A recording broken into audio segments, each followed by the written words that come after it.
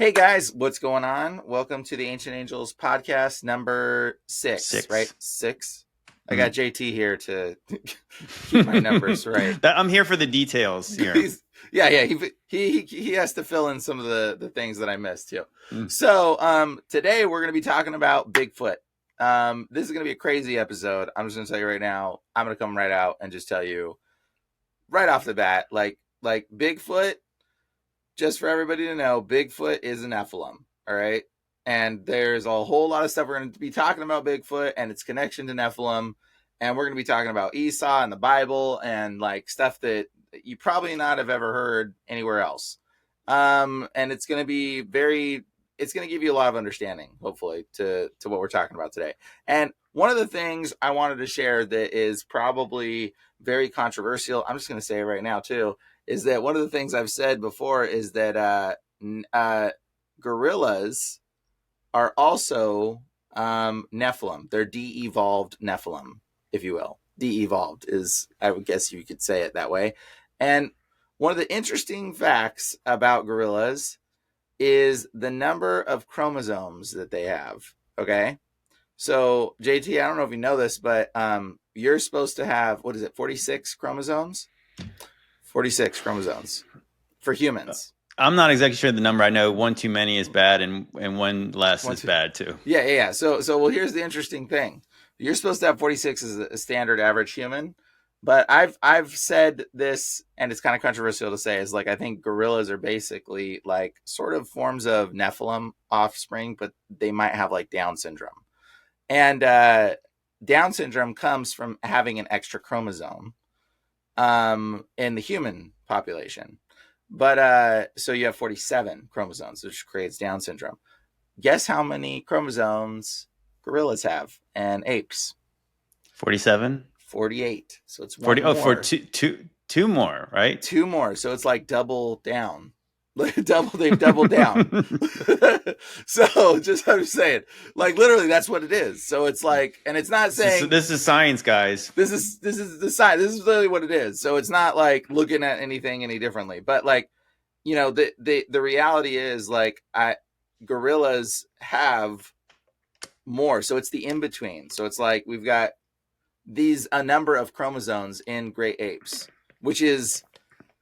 It's very fascinating to me when I'm studying this stuff and researching these things. The more chromosomes that an animal has, oftentimes the more sort of like programmed. I think, it's really interesting. I've been looking at numbers of chromosomes and I haven't fully mapped it out. I'll be doing we'll have to do this in another podcast and talk about chromosomes in full detail because simple animals that have some of the lowest chromosomes. You want to know one of the lowest animals with the lowest count of chromosomes is a wallaby, a kangaroo, bro. Kangaroos. Oh, really? Also have the low, which is that not really fascinating? Well, we did do a podcast over on Decoding Babylon about how I said that kangaroos are cryptids. Yeah, changed my mind because they're very bizarre. They are very bizarre, and they are one of the lowest. Wallaby is one of the lowest creatures that is an animal with complex organism animal that has the lowest amount of count of chromosomes. And even more interesting, so the kangaroo is a little bit more than the wallaby, but it's pretty low on the chromosome count, which is also it's such an unusual thing. But most animals have a lot of chromosomes. Like a butterfly has like 460 something chromosomes. A butterfly does. And so there's this sweet spot of chromosome, like intelligence, and the sweet spot of human, which is around 46. So 46 is it. Like that's it. Anything more, a little bit less, but it's interesting because things veer to the left and the right of that number of chromosomes, and you see a lot of unique things. So like elephants actually have 56 chromosomes, which is very close to the number, that a human might, you're in that same close knit space or whatever. And interestingly, there is a text in the book of Jasher. Do you know what I'm talking about in the book of Jasher? Yeah, weren't you saying that certain people got turned into apes? Exactly. Yeah, they got turned into apes and into elephants. Yeah, So, that's weird. right? That's Like, weird. what do you think about the woolly mammoth, bro? I mean, I think that the woolly mammoths, there's something about them because it is weird that like that. I think even on the last podcast with Max over on JT's mixtape, we were talking about that the Smithsonian dumped like literally like 50 tons of mammoth bones into the Hudson River. Like they were given these bones to, I guess, examine from this guy who owned a lot of land in Alaska. And they were like, oh, we don't have enough room for them. And eventually they just, like under cover of darkness, just went and dumped them in the river. Crazy. So ridiculous. Well, it's fascinating because in the book of Jasher it says that the people that were building the Tower of Babel, it says God divided them. And it says, and those that were like sort of the ones in control, God turned those people into apes and into elephants. And you got to wonder, like, it says like apes and like elephants. And you got to wonder, like, this hairy thing has a whole lot of connection to these Nephilim offspring hybridization. And woolly mammoths are like elephants, but they're hairy. Yeah. Yeah, definitely. What's interesting too about elephants is the whole meme of them having like a really long memory and stuff like that. Like that. What? Like what? Like how would anyone know that? That's I mean, they test it, but it's just such a weird. It's a weird thing that they do have that. You know what I mean? Like that's definitely an unusual trait for an elephant. Yeah, we're just told that, and it's like, what? What do you mean? But what do you mean by that? I mean, obviously, you can. All animals remember things, like to a certain level. That's why you can train a dog. But like, what do you mean it's got a longer memory than what? that I don't know. I mean, dogs remember stuff their whole lives too. That's what so I'm saying. I don't know. I mean, maybe they just got a longer lifespan. Also, that elephants are afraid of mice. Yeah, that is weird. That's a strange one. Those are just two things we just, for some random facts, they teach children. Yeah, that is a weird one. I don't even know what that stems from. But so interestingly, the Nephilim were afraid of mice. Yeah, the Nephilim are afraid of mice. Exactly. Maybe maybe it has something to do with. Do you think it could have something to do with like that rats and mice carry plague, and maybe they're aware that there's something dirty about them, and they could be infected by them? Because obviously they would have no reason to be afraid of their countenance. They're very small. That is a very strange thing indeed. I'm not quite sure why they would even be that way. But here, guys. So we're gonna bust into Bigfoot in more detail. I had to preface some of this stuff with this gorilla subject and the chromosome subject because, basically, there's lots of different Bigfoots. All right, there's lots of different Bigfoot. I don't want to give you the boring normal Bigfoot stuff, guys. Like everybody has heard the normal Bigfoot, and if you haven't, like Bigfoots are known for throwing rocks, sticks, making weird noise. They make weird sounds and all this other related standard Bigfoot stuff that you can look up, like what Bigfoot's known for. But what I want to point out is the things that are connected to Bigfoot that are also connected to the Nephilim. Okay. And this is another thing that people need to understand. So we're talking about big, hairy people. Okay. And first we got to mention Esau, I guess. I suppose we should mention Esau. So you can talk about Esau. I mean, go for it. Yeah, the story of Jacob and Esau. I mean, for one, it's really strange because they're twins, Jacob and Esau. And it was like what? So was it Jacob and Esau? I think Esau came out slightly earlier, but like wasn't it? Jacob was grabbing onto Esau's heel. Yep, as heel he's coming catcher, out. I guess his name means heel catcher, supposedly. And yeah, so then you have the very famous story about how Jacob and Rebecca tricked Isaac into giving Jacob the blessing. And Jacob's like, "Oh, well, I'm smooth skinned. Like he's going to know I'm not Esau." And then Rebecca says, "Here are these goat skins, like to go over his arm in order to trick him." And you're thinking like, okay, I mean, there's hairy people, right? I mean, I'm probably more hairy than a lot of people. I mean, I got a little bit of hair on my arm, but I mean, like a goat skin, I mean, that's something entirely different. Yeah. He was Weird. that hairy. He was that hairy. Yeah, that's strange. I mean, like that really is Mhm. strange. Yeah, the so the interesting thing is that Esau's name means also red and hairy. Red Mm, yeah. also Mm-hmm. supposedly. Okay, so red and hairy. And so his dad was blind so he could feel his, like, think about that. He put goat skin on, and then his dad was able to recognize him as that. Now, an interesting translation, actually older Hebrew text, the word for that red and hairy word is seder. Isn't that fascinating? Hmm. So that's the Hebrew word used to describe Esau. He was Seder. Now, Seder, for those that don't know, means goat man. Okay? Like it means he was goat man, which is a really obscure thing to say this about Esau, that he was Seder, which is red and hairy. And again, they're twins, so like I don't. It's hard for me to kind of wrap my Mm-hmm. mind around that, and the Mm-hmm. fact that if he looked like that, would he really be the favorite? I mean, I guess he brought home really good game for his dad to eat, but I mean, that's still Yeah, he was a good hunter. not saying you wouldn't love both children. I might favor the one who's not That's like not a hairy Seder. goat man. There you go, yeah, for sure. So the Rebecca thing, did, yeah, Rebecca and certainly so did did for sure. God. Yeah, well, yeah, it says God hated Esau, but he loved Jacob. And Yeah, that's a really weird verse, guys. When you read that verse, you're like, God I just thought God hated didn't hate Esau? any. I don't. I thought God doesn't hate anyone. Yeah.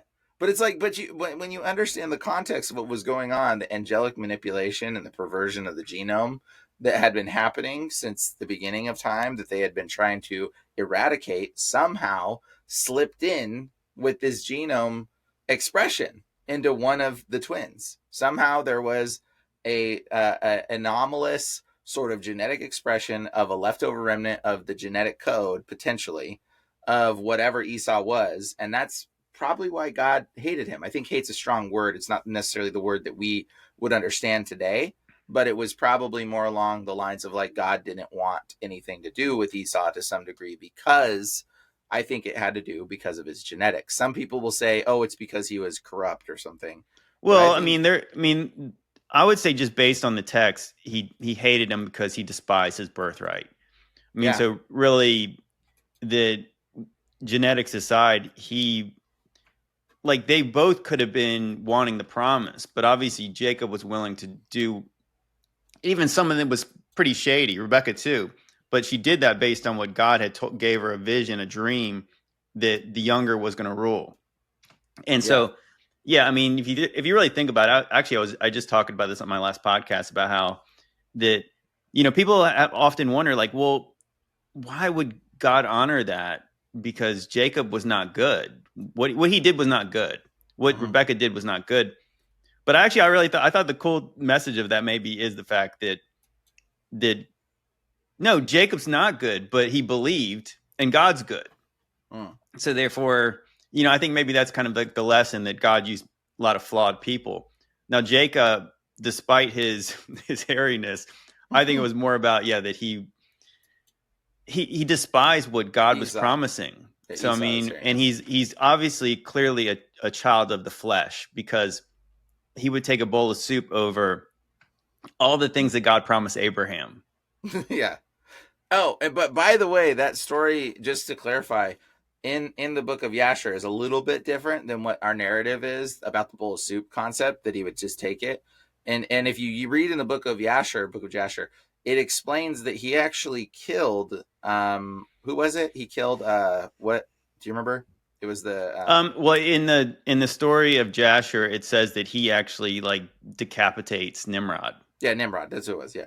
So he killed Nimrod, supposedly, and that's why he sold his birthright. There's actually more to it in the book of Jasher. It describes the story in more detail. He was out hunting, and then he saw Nimrod with the giants, and he actually went and was able to kill him. So when he came back, he was like, "Dude, the giants are after me.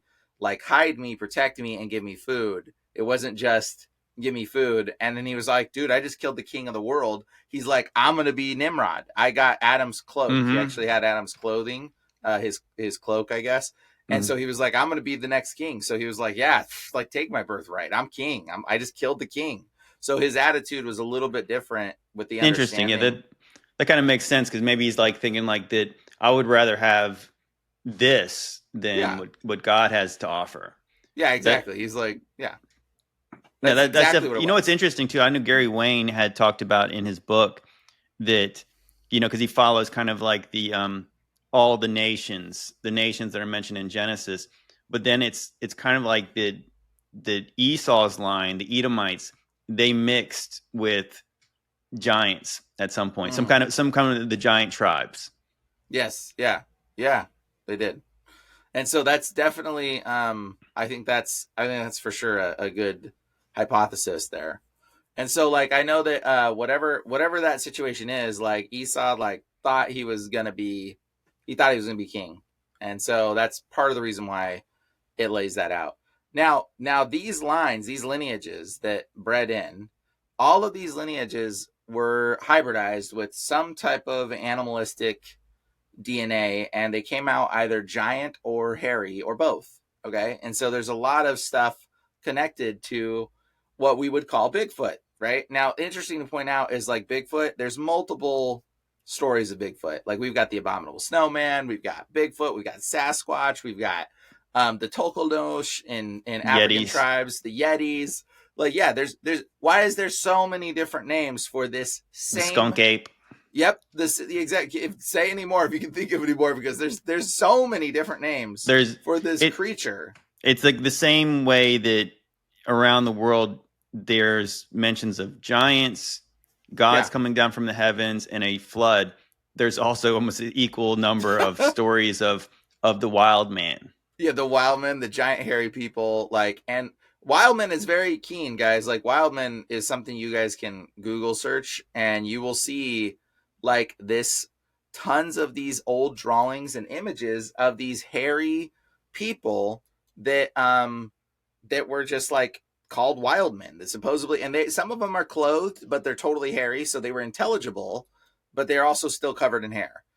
um Interestingly enough, with the wild men description, all the stuff that's going on, like there is a thread of truth probably tethering this all together. And something to note, I want you guys to know that gorillas were not discovered till about 200 years ago, by the way, guys.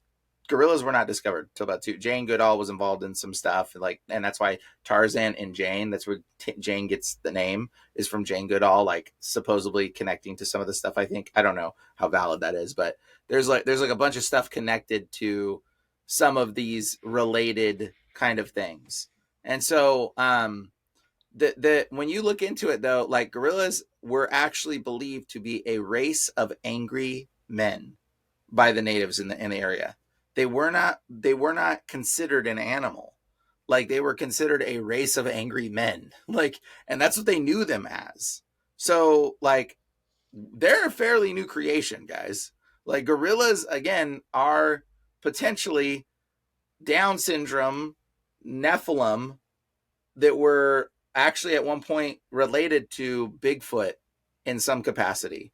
Now I know that sounds totally out there, but just wait. I'm gonna keep explaining some stuff. You're gonna be like, okay, this might be true, because it's very fascinating. Okay, Um, so I just looked it up. So two of Esau's wives were Hittites. So I mm, think that there's a lot of correlation between like the Hittites, I think, in giants as well. And one more factoid about Esau. What's really interesting, I think, as far as like kind of our ancient angels type, the movie we made and about the megaliths, is that the fortified city mentioned in Edom was Petra. Petra. So like the Petra, so all this, the crazy ornate things that were like, look like they were carved into mountains. Maybe they weren't carved into mountains. Maybe some of the stuff was melted later, but obviously that city was insane. And it's like, and you know how big the doors are in Petra, like how tall are those Mm-hmm. doors, Brian? And Oh, they're massive. they're like 30 feet tall or something like that. It's Yeah. it's it's unreal how big the thing is. So it does seem like there's the correlation between giants and these certain kind of megalithic stone structures that we cannot explain. Yes. Now There's some other term that we're going to say. I'm going to tell you right now. It's going to break the internet again. I've already said it, I think, on some other podcasts. But the word Gentile comes from the Latin gentilis, which means giantile. Okay, it means descendant of giants. Okay, Gentile don't mean non-Jew. If you look at the historical account, the word Gentile means non-human. It means giantile. It means descendant of giants. Now, it doesn't mean that every human was considered Gentile technically, because the Romans might not have been considered Gentile. There's some connections to whether they were Gentile or not even. But Gentile, it generally meant, I mean, now it's a term that we call everybody that's a non-Jew. Okay. But that's not historically accurate. Okay. Gentile meant giantile, descendant of giants. You know, heard the expression gentle giant? It's not gentle giant, it's gentile giant. Okay. The word gentleman comes connection to this term as well. So like we got gentlemen because they were giantile men. They were big, tall people. That's why they wore the top hats, the tall hats, to make themselves giantiles. Okay. And so there's so much more to this term, and maybe we'll do a whole episode talking about Gentiles. I mean, I wonder too if it could have something to do with the fact that that a lot of people that the Israelites are interacting with in the land of Canaan, they were either Moabites or they were Edomites, and they were still related to Abraham. So they probably would not have been considered to be Gentiles to them. It would only be like maybe the people that maybe people from the north that were not in the Shemitic line. And so that they considered people like that as non-human, because the people in, was it Japheth's line and probably Canaan's line would have been, they would have looked at them as subhuman. Yeah, they were Gentile for sure. I mean, if they were Canaanites, yeah, because Canaanites, again, we already talked about that. Watch the other episode if you want to know about Canaanites. But yeah, they're hairy, dog-headed people potentially. I know this sounds crazy, but when you guys start studying the historical accounts and all the stories and the narratives and stuff related to this, which I'm going to break down some of the stuff here. Yeah, it makes more sense than not. It makes more sense than the narrative that we're being fed today, actually. So this I want to bring up. This is the term gentil. Okay. Now this is a depiction of a gentil. Okay. Big, hairy. It's a Bigfoot. That's a Bigfoot, guys. Yeah. That's literally, this is the word. It's Chewbacca. It looks like Chewbacca. That's exactly what it is. And we're going to get into Chewbacca too. Okay. And gentil, okay, from the or Gentiloc with the Basque plural are a race of giants in Basque mythology. This word means Gentile from the Latin gentilis, was used to refer to the pre-Christian civilization, in the particular, the builders of the megalithic mounds. So they built big structures, okay, to which the other Basque mythological legends are involved too. The Gentile were believed to have lived alongside the Basque people. So this is in Basque tradition, by the way, guys. And I know I've read this before, but we're going to read it again. They were hairy and so tall that they could walk in the sea and throw rocks from one mountain to another. This is the stone throwing had led to several tales of explanations for ancient stone builders and the large isolated rocks. Even the Basque game Poleta is ascribed to these stone throwers. Guys, what is Bigfoot known for? Do you know? He's stinky and he's mysterious. And he throws rocks. Did you know that? I didn't know that he throws rocks, but yeah, that's a huge one. There's a correlation. Yeah, we even talked about in the Aztecs had this giant who threw boulders at the Spanish when they were trying to take over cities. Yep, and there's this condition in this as well. So it says the tradition lives on in the Basque power game, stones throwing. Some attribute the Gentile to the feat of Roland in the Battle of Roxfanax, where the Basques defeated the Frankish army by throwing rocks on them. Okay, how big of rocks do you think they threw? Again, it's just they threw rocks and defeated an entire army. That's why Basque people don't have a country, because they tried both French people and the Spanish people tried to take over. Basque country is between France and Spain. It's in the mountains. And they were never conquered because they threw rocks really good. They were really good at throwing rocks. Even in the movie Frozen 2, there's 4 elemental spirits, and there was what, fire, wind, water, and then there was earth. And then so in that movie they had these rock giants. I think they were called earth giants or rock giants. I think they were called earth giants. And later when they destroyed the dam, they throw rocks to destroy it. Wow, of course. And that's you see this, guys, in every culture, spread out in everything, everywhere. The giants were believed to have created the Neolithic monuments, such as the dolmens found around the Basque country, which we're going to have a whole nother episode on dolmen, because that's not a dolmen. That's a table for the giants where they would grind your bones to make their bread. Okay, that's what dolmen are, by the way. They're tables. Anyways, they also were said to have invented metallurgy and the saw and the first to grow wheat. What does it say in the book of Enoch about metallurgy? The Nephilim? It was Azazel taught men that. Yeah, he taught them metallurgy, the saw. And what was it about? And another angel taught them how to grow wheat, how to do farming. Mm-hmm. It says, so this right here is telling you that the big hairy man is pretty much lining up with the alignment of what a Nephilim was. And it says teaching humans to farm. However, they were unwilling to go into the valleys. With certain unwillingness progressed, they disappeared under the blah, blah, blah. And the rest of this talks about Olenta Zero, which if you haven't seen this, watch the first or the second episode about Christmas. And I go into this in full detail and you'll be like, wow, okay, that's insane. Brian, did you also know that there's a Stonehenge in Spain? It's called the Dolmen of, what is it called? The Dolmen of Guadaparal. No. And it's, there's literally like a very, very similar monument to Stonehenge. It's obviously not as organized, but I think that the Stonehenge monument, there's pictures of them putting it back together. So I think that something like that, it makes sense. Again, Spain, France, the Basque area. So that was built there. Wow, interesting. Well, I'm going to look this up and share this with you too. This is a very interesting thing. So like a lot of times people don't know that, like, you know, there's a lot of like occult hidden stuff in our media. So like Chewbacca, for example, is an example of the hairy man. Okay, he's an example of what this kind of, you know, homage to this kind of stuff is. And in fact, you'll see it in media all the time. Like this, I'm going to share this other image here. Dude, there was one I wanted to find. I can't seem to find it right now, but maybe I'll be able to find it. This is Doja Cat. Y'all remember this? I don't know if you saw or remember this performance. This is Jimmy Kimmel, guys, or Jimmy Fallon. Sorry. They're the same person. Yeah, might as well be.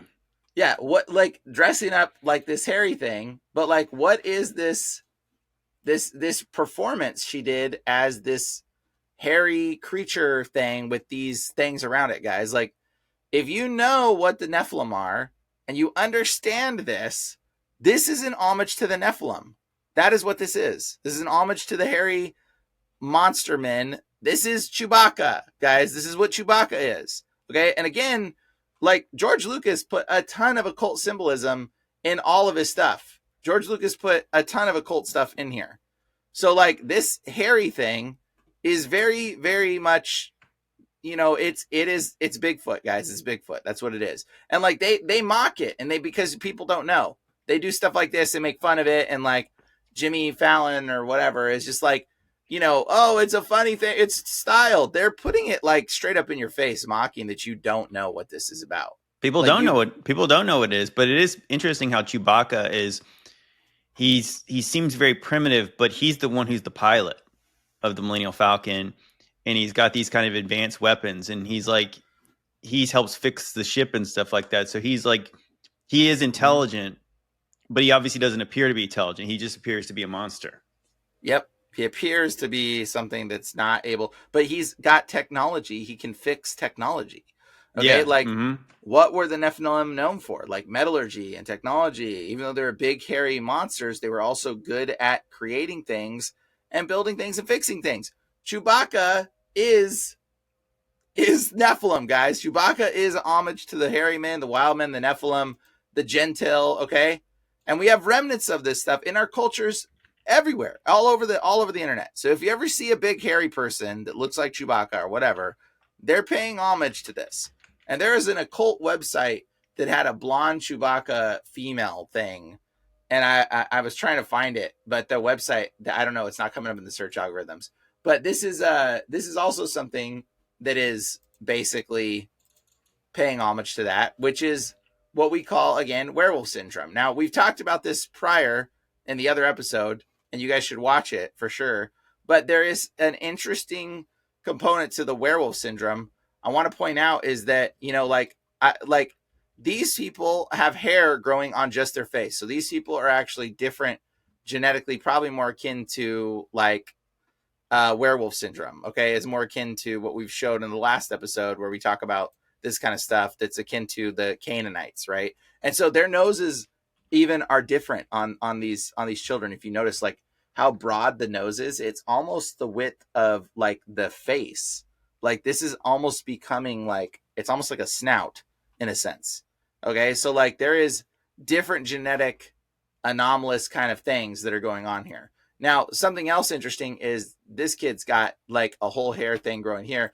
And this guy, very fascinating. So now we get into a different area where it's not growing on their face, but rather growing on their body. Okay. There's different types of genetic anomalous conditions. And his skin looks like monkey skin. Okay. His skin looks like a gorilla. Like that's what his skin is right there, guys. Like this is wildmen Nephilim genetic sequencing. And there's other people that have this like all over their back as well, and like their bodies in different areas. And there's people that have it in like certain areas that is not the same as other people. Like you can if you Google this werewolf syndrome and you just see, oh look, here's a child right here. Okay, so this one, look at this. It only grows on his waist down. Okay, on his waist down, guys. Like, look at that. Like that is insane. So like it's not growing on his upper half because this is a Esau. This is Pan, guys. This is where this genetic stuff comes from, and he's Indian or Pan-ish. Okay, do you know the word Pan? This is all tethered together. So Pan-ish. Okay, it means like Pan. And there's a video I want to share that is pretty crazy. This video right here, guys. Like this video is insane. Look at this. I don't know. Can you see my screen still? Mm-hmm. Yeah. Okay. Look at this. Mm-hmm. Mm-hmm. Mm-hmm. Dude. Mm-hmm. Yeah, that's a lot of hair. Right? He's saying that's natural, is what he's saying. And he's like, dude, this is insane. Like, look at that. He's like a silverback. I mean, that's gotta be like kind of what Esau's arms were like. Let me mute this. Yeah, he's like a silverback gorilla, dude.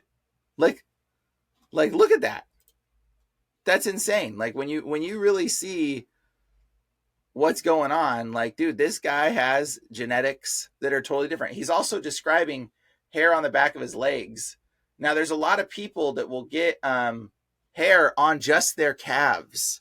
Okay, this is a sign of something else. This is also a genetic anomalous kind of thing. Okay, and when you see this stuff, like this is genetic remnants of angelic tampering with our DNA sequencing, guys. That's literally what this is. Okay. Bro, I just looked something up just to interject real quick. So I was thinking about it. Like, so Chewbacca, his people came from this place called Kashyyyk. And so I was looking it up and I was like, what does that mean? And so if you go right into, obviously it's a made up word, but it comes from the root word, something. the word kash, or in the Sanskrit, it was akash. And so akash comes from like a word of like, almost like ether. And so what's really interesting, it's comes from like here's what it says in here. So Akasha means ether, a traditional Hindu cosmology. The term also meant to adopt it in Western occultism and spiritualism in the late 19th century. Many Indo-Aryan languages and Dravidian languages, the corresponding words means ether. And the Hindu sky god of Akasha is it Dionysus? And Dionysus is a sky deity and Oh, the earth interesting. goddess. And together so they had obviously they had kids, and it's interesting to like if Chewbacca the home planet is related to the sky deity, maybe that's comes from like, hey, their parents, like one of the parent is like divine, That is like very an angel. So it leads more credibility to yes, Chewbacca was a Nephilim. Chewbacca was the Nephilim indeed. That is very interesting. Yeah, absolutely interesting. The yeah, so guys, this is like, like stuff that you'll see it throughout everything in history, okay? You'll see it throughout everything in our culture. You'll see it throughout everything that we put out there in the media. You'll see this hairy, reflective, connective thing with Bigfoot tethering to the Nephilim. Once you know this, and once you have this understanding, and so there's things about Bigfoot. Another thing about Bigfoot that we'll talk about is that he's very elusive. You can't take photos of him.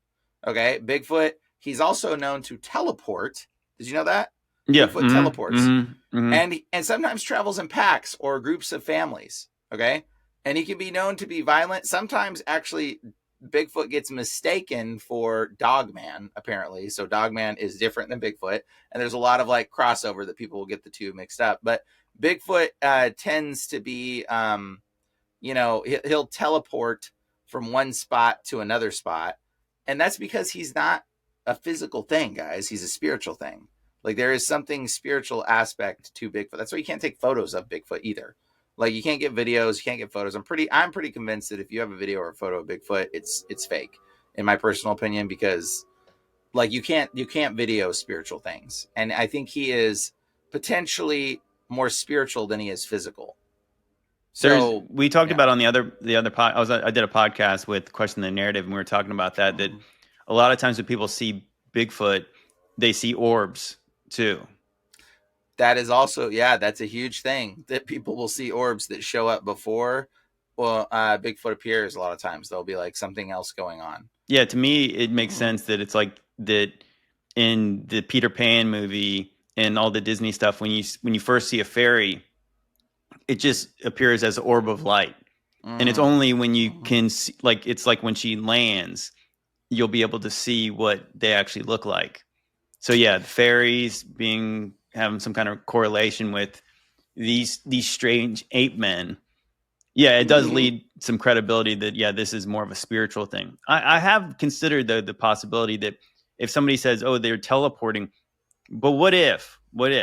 Just throwing this out there. What if that they have some access to kind of like under the earth, and what if they kind of were like they were thought to teleport, but maybe they had access to inside the earth and they could pop up in different places too. It's possible. I mean, I know that they can move unnaturally too. One of my Really friends is fast, supposedly. yeah, they move in really weird ways, like almost like a spider. Have you heard about that? One of my friends is, I've seen some weird, unique stuff with things related to that. I have a friend who's a military guy, and they would shoot down range in this certain area, and at their targeting practice range. And if somebody was down there, there's like a big deal. They like have to like raise a flag or whatever, and if they're going down there to do something or whatever. But he was shooting down range one day and saw like a giant person, like a person. And they're like, and they put the halt to the whole like shooting range. And he was like, what's going on? There's a person down there. And they're like, dude, who is that? And they're like, you can't be downrange if you're like, they're like yelling at the person to move or whatever, I guess. And so they're like, and he wasn't listening. So they went down there and he was walking around and they could see him. And then he just like poof teleported out. And then they like tried to write this like to tell the captain. And I guess the captain at the range where they was at was like, and like was like, don't ever talk about this. And he was like, don't talk about this. You're going to get a psych evaluation. You're never going to be able to have a weapon again. Yeah, literally. They were like, don't talk about this at all. And then the captain was like, apparently this happens a lot. There is something that is teleporting, moving downrange in our shooting area that looks like a person, but it's not a person. And he said, just don't talk about it. We have to write up a whole lot of stuff if we do. Just ignore that you ever saw this. And he's just like, what? And I think they, in the region he was at, I forget where he was, but I think it was the skunk apes was like the thing that they were calling him or something like that. Yeah, that would have been like, I wonder if that would have been like in the Florida area, like kind of like in the southeast. Yeah, I forget where, but yeah. I have also heard that on some of these Bigfoot podcasts, they're talking about like hunters. There was like a story where like a hunter had like one of these in their sights, and they couldn't pull the trigger because they were like, this thing, it looks too human. Yep. That's definitely something unusual.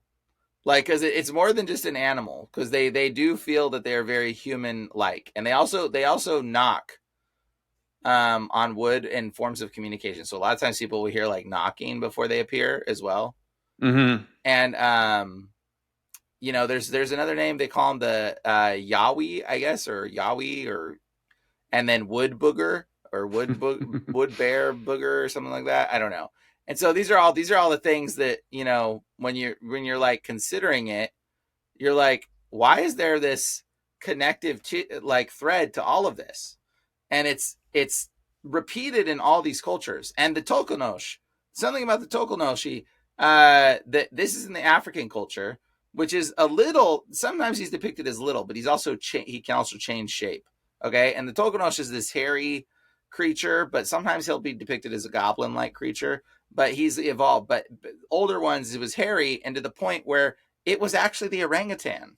So in the Tokonosh culture, they believe the orangutan was this mythical child taking creature that would kidnap children and like eat them or whatever. And he was the Bigfoot in African culture, so much so that if you were in South Africa just a few years ago, when they first set up zoos in certain areas that you could go by the orangutan exhibit and people would be petrified and frozen because they thought that the people had caged the boogeyman where the orangutan was at. My friend was actually in a region in South Africa where they set up a zoo for the first time, and he was telling me, like, when they went to the zoo, he said just everybody was just like petrified. He said you'd go by the orangutan exhibit and everyone just would be like in utter fear, frozen, and everyone would just like congregate around the orangutan exhibit. Wouldn't care about the monkeys, wouldn't care about anything else. They would just be in complete fear looking at the orangutan because they're like, this is the creature that kidnaps. And by the way, orangutans are red and hairy. Yes, they are. And in the movie The Planet of the Apes, I'm pretty sure that they're the ones who are in charge. Mm-hmm. Aren't they? Like, I'm pretty sure in those movies, like, that they're like the smartest of all of them. Yeah, they're one of the smart ones, is what it is. Mm-hmm. And so, like, and then, there's the orangutan, red and hairy. There was also a giant orangutan that used to exist, by the way, guys. It has the same anatomy as the orangutan today, just subtly different, but it was massive. So how do we not know that wasn't like a Nephilim? Like, oh, it's a giant orangutan. like we could like just claim it. It wasn't, a Nephilim. That's like, because like, if you read the books of like the writings of Josephus, he talks about the giants. He says the giants were terrible to the sight, or surprising to the sight and terrible to the hearing. And they had a countenance that was unlike that of other men, like so entirely different that they didn't look genetically similar to what humans look like at that time. So Josephus even said that the giants look and sound. So obviously he's not going to talk about their sound if he didn't hear an alive one. Okay, he heard an alive one apparently, guys. Yes, yeah, for sure. They wouldn't be talking about the way they sounded. Like dead things don't make sound. So he was talking about giants looking drastically different. So if we find the skeletal remains of a giant orangutan, that's just a Nephilim skeleton, guys. That's what that is. Like it was a giant, hairy creature of some kind that doesn't exist today, that we can pinpoint. But again, this all tethers back to apes are de-evolved Nephilim, or Nephilim with Down syndrome potentially, or like this is like basically the connection of what all of this sort of stuff, it all bleeds together, all bleeds over, and there's a reason for it. Okay, and the wildmen, we didn't even talk about the wildmen, but the wildmen are throughout culture. You'll find depictions. Maybe I'll bring up a page about that or something. Yeah, yeah. You guys That's should bring that we've in. talked about with that a lot with Paul from Understanding Conspiracy, like because obviously that's the European tradition of the Bigfoot is the wild man. And interesting, Yeah. you were talking about how these things kidnap children. I just couldn't help but think about like Tarzan, the story of Tarzan, that he's raised by them. Oh yeah, yeah. That's interesting because he is totally like kidnapped child. Yeah. Let's bring this up right here, and boom, boom. Okay, so this is the wild man, guys. And man, there is so much to this. This is Bigfoot again, Bigfoot origins, just like the word gentil. Okay, these are like crests of the wild men. This is like, look at that. Tell me that ain't a Bigfoot fighting somebody, like a big hairy. Can you see that? Can you tell what that is even? Yeah, I mean, yeah, it's some variation of it. I mean, but I think that's why there's well, I mean, there's different names because there's different peoples describing what sounds like the Yeah. same thing. But I mean, Yes. you could imagine they could be the same but different in different parts of the world too. Same but different. So here's this. Look at this. And he's a giant, and the jolly green giant. He has no hair on his kneecaps or his nipples. That's Kind of weird. like That's really comical. weird. Not on his face too. Yeah, and ties a person to the tree that he's gonna go eat. Which you can actually see this story right here. This is the jolly green giant. But this is all tethered to like these wild men that they had shields, but they were strong, and they were just hairy people that would eat people, and they were giant. Okay, so like we see these stories, we see these depictions of these things. This is a chimeric drawing of some kind. He's got like dragon fire breath or whatever. But again, this is all tethering to the Nephilim. I think it's funny that they never have hair on their shoulders. Yeah, that's really weird. And their nipples. That's kind of like how apes kind of have like their chest. They don't. Yeah, their chests don't have hair on them. Yeah, exactly. That's remnant like this. This is like how apes don't have the hair right in there. And so it's like when you see this stuff, you're like, this stems from something. It does look like what apes look like, but yet they're covered themselves there with leaves, their private parts. So, but this is when you're seeing all this stuff, guys, like it's stemming from something of truth. Don't just write it off and go, oh no, that's not real. That's not whatever, no, dude, this stems from some component of experience that these people were having. Like, again, no hair on the knees. I guess that's a significant, and on the toes. But he's also, and got some lion leopard that he killed here. That one looks like he's got a killed lion on there. And so this, again, they're intelligent. They're strong. They kidnap women and children, obviously. Look, see all the depictions of them stealing people or trying to kidnap women. This is like, again, some of the kidnappers. Look at this. So it's kind of like, it's pretty comical when you see it because it's blended in like in so many things, but like people just don't recognize what this actually is a depiction of. So, and then here's some dancing wild men before a court. So yeah, again, this is all Nephilim-esque. Like, this is all the hairy people. These are all Esau's descendants. Okay. So yeah, this is weird looking drawings.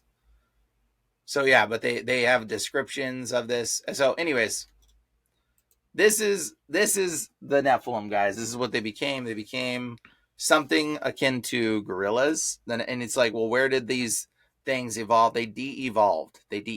We're like, the law of entropy is that everything breaks down over time. We're not getting more complex. We're getting less complex. Okay. Like our intelligence is actually getting less over time as well. Like an overarching intelligence of our society. Like these things are breeding down. Okay. And now it says in the book of Enoch, or the Bible in Genesis 6, chapter 6, it says literally that no man's age shall be past 120, at least you think. But that's actually referring to the verse before is talking about Nephilim, and the verse after is talking about Nephilim. What makes you think the 120 age isn't talking about Nephilim? And so the likeliness that the Nephilim bred into our bloodlines, and it's in everybody today, is probably the reason why we only live to 120 years on average. Most people in today's society is because there's something to the genetic corruption that the angels did to humanity that shortened the life of our society of people today. And so this is all tethered in, but there was still bigger components of these creatures left, like gorillas or Bigfoot, that have basically somehow retained some of their spiritual Nephilim abilities, and they're somehow retained some of their sort of Nephilim superiority to some degree, and they're hiding in forests away from humans. Because if you read about the Gentile actually disappeared into the forest and killed themselves when Jesus showed up, because they were afraid that Jesus was going to crush their head. And so the Gentile in the Basque tradition are like afraid of us. So these Bigfoot things, these things are terrified of you guys. They are terrified of the authority that you carry in Christ Jesus, because Jesus came and gave us that authority.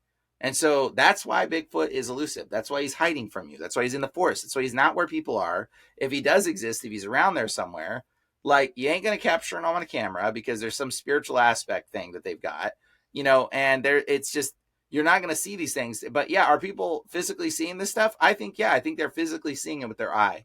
Absolutely. But I think it's also, there's a spiritual component to what's going on. And somehow these things know when the camera's around, because they know how to avoid it, or they can disable cameras in some capacity or something, because we can't capture this or film this stuff.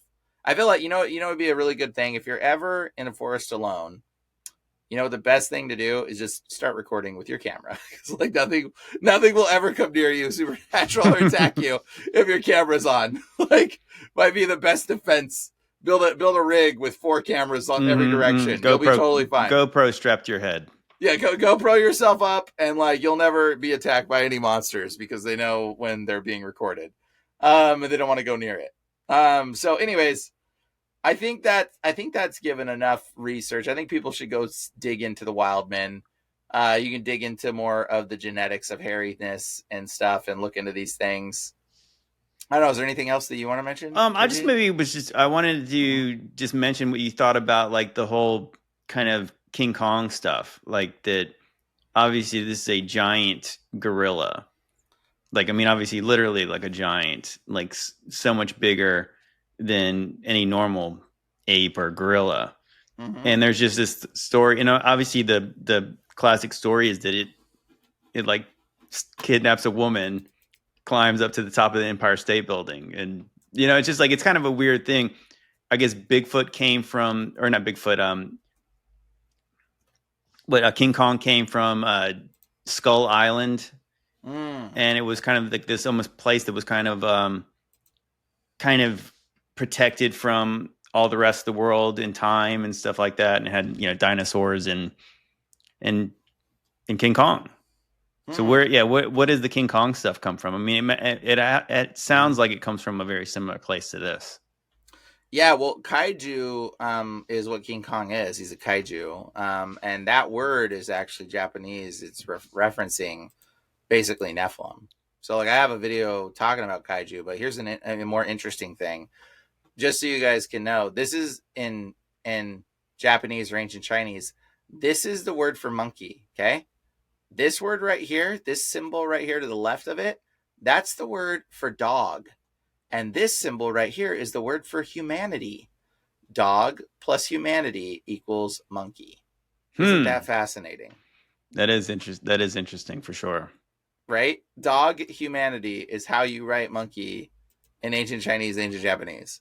And so you're like, okay, that right there is pretty telling that there's something to the whole genetic link of humans and monkeys and, dog humanity. Like, what? Why dog? Mm-hmm.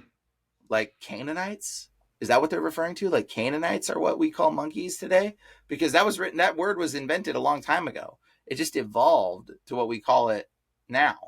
So Mm-hmm. it's like, back then, what was it? Dog humanity? Were they Canaanites before they de-evolved down? So people think, like, the craziest thing is, like, people are like, evolution, we evolved from monkeys. No, no. Monkeys de-evolved from us. Like, that's potentially what has happened. And it's not like evolution slowly over time. It just happens these kind of things happen pretty rapidly. Like, you have a child, the next child comes out hybrid, the next child comes out hybrid again. So it's not an evolutionary process implies like, oh, it slowly genetically changed over time. No, it was like crossbreeding, hybridization. Then their immediate child was something genetic. That's why you'll never find a missing link. Like, the links aren't there because it just goes from one generation to the next. So it was like generation, boom, boom, boom. So for what they are today, like the link to the monkey, like I think King Kong is a very interesting, like, distortion of society, because again, this is put out through the movie industry.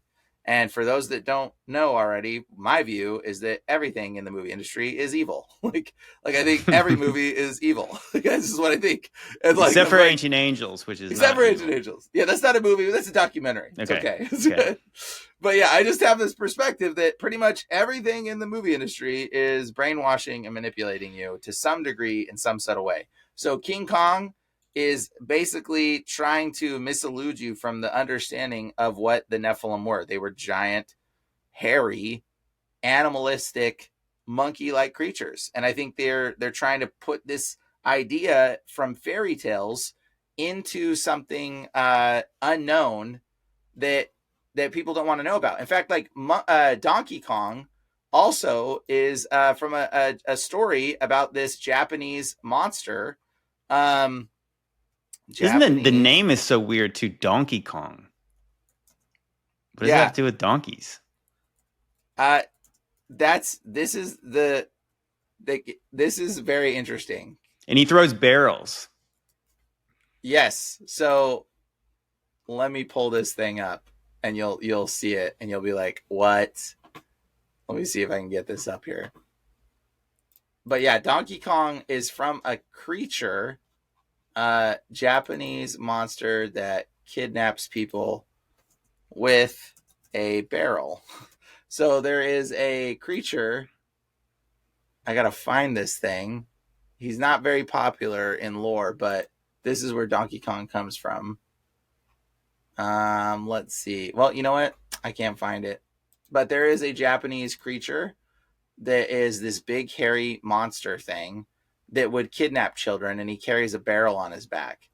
Okay, and he also would kidnap donkeys. He would take donkeys and eat them. And so, like, you'd see him like kidnapping your horses and stuff. And so Donkey Kong is actually from this Nephilim-esque creature thing, this hairy monster creature thing that was big and would take people away. And that's why he throws barrels, and that's why he's called Donkey, and then Kong. Like, it's literally all tethered to this narrative of a Nephilim-esque creature in Japanese lore. So yeah, there is so much to the connection. It's like you got to be pretty naive, I think, at this point when you start looking at all this stuff to be like, yeah, that's not connected. Like, I feel like you got to be like pushing so much of this evidence aside, or just not digging into history enough to know that this is all connected.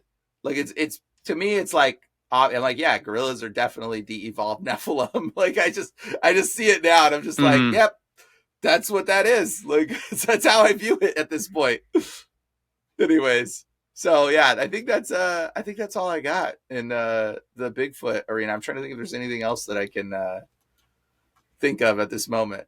You Well, I got think we'll anything probably, else? yeah, I think it's probably best maybe just leave it here, and I'm sure we'll come back to this topic because I think it's the more we kind of learn things that we can focus in on, maybe get somebody specifically who has done research about Bigfoot. Maybe it'd be interesting to get some kind of boots on the ground perspective of it because I don't have any. You don't have any boots on it. We need to go Bigfoot hunting. All right. So I'm in California again. I know somebody commented. I noticed somebody's comment. They were like, I'm in California. I want to go Bigfoot hunting. Like on my video. I'm like, Mm-hmm. maybe we'll put together like a Bigfoot hunting crew. Yeah, there we go. That's a good meetup.